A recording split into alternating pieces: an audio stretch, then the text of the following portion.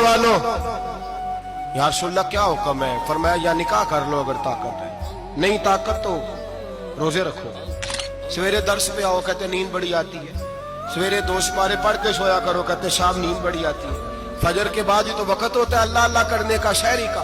खाते जा रहे हैं सो, लोग जमात से नमाज नहीं पढ़ते सो जाते, जमात का सवाब छोड़ के सो जाएंगे। भाई रमजान मुबारक में फाका कशी की ट्रेनिंग होती है, फाका कशी की तरबियत ले। रमजान में रोके अपने आप, तरबियत होगी। और हमारे सूफिया फरमाते हैं जो ज्यादा खाता है उसका नफ्स उसको ज्यादा पे मायल करता है, ख्वाहिशात नफ्स पैदा होती हैं। मेरे नबी पाक अलैहिस्सलाम ने जवानों को हुक्म दिया है, या माशरल शबाब, ओ जवानों।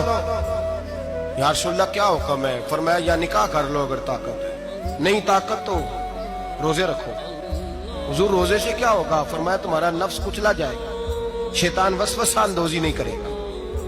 आज नौजवान बढ़ बढ़ के खाता है, बहुत ज्यादा खाता है, कभी इस होटल से खाता है, कभी उस होटल से खाता है।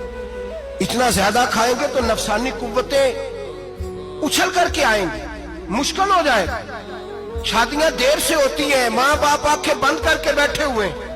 अगर माँ बाप की जिम्मेदारी हो और माँ बाप निकाह न करे तो नबी पाक ने फरमाया बच्चे गुनाह करेंगे तो जितना गुनाह बच्चे को उतना बाप को भी होगा। तो माँ बाप चुप है, दूसरा शादी मुश्किल बड़ी है, महंगी बड़ी, और तीसरा नहीं कर रहे कुछ लोग तो रोजे भी नहीं रख रहे। तो रमजान उनके लिए भी वक्त है, नफसानी कुव्वतें कुचली जाएंगी। खाना जितना कम खाया जाएगा उतना वजूद के अंदर नफसानी ख्वाहिशात कम पैदा होंगी। तो रमजान तो प्रैक्टिस है मुजाहिदे की, दीन की।